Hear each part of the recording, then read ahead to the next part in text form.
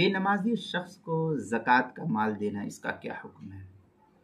چنانچہ بے نمازی محتاج اور غریب آدمی کو زکوٰۃ دینے سے زکوٰۃ ادا ہو جاتی ہے۔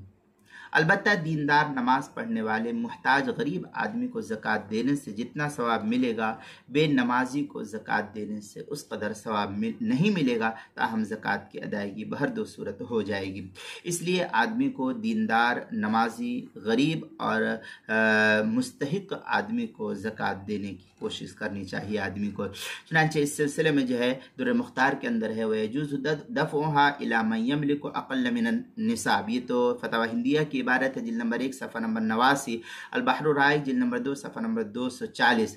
پھر آگے ہے شامیہ میں وَكُرِهَ نَقْلُهَا إِلَّا إِذَا قَرَابَهُ أَوْ احوج او اصلح او اورع او انفع للمسلمین او الى طالب علم، وفی المعراج التصدق علی العالم الفقیر افضل۔ اس طریقے کی عبارت در مختار فتاوی شامی جلد نمبر 2 صفحہ نمبر 353 354، البحر الرائق جلد نمبر 2 صفحہ نمبر 250 باب المصرف کی تحت جو ہے اس کو نقل کیا گیا ہے۔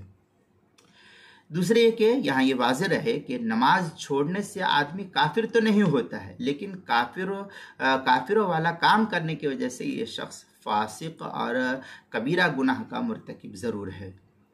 اس لیے ایسے شخص کو زکوٰۃ دینے سے زکوٰۃ تو ادا ہو جائے گی، لیکن پرہیز کرنا چاہیے کہ ایسے بے نمازی کو زکوٰۃ نہیں دینا چاہیے۔ تاہم اگر کسی نے دیا ہے تو زکوٰۃ تب بھی ادا ہو جائے گی۔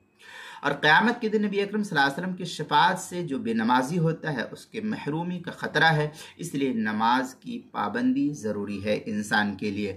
بہر صورت اس سلسلے میں جو گناہ کبیرہ کا مرتکب ہے اس سلسلے میں فقہا لکھتے ہیں وَتَارِكُهَا عَمْدًا مُجَانَةً أَيْ تَكَاسُلًا فَاسِقًا، یہ در مختار کی عبارت ہے، جلد نمبر 1 در مختار ماشامی جلد نمبر 1 صفحہ نمبر 352 پر اس کو نقل کیا گیا ہے۔ اسی طریقے سے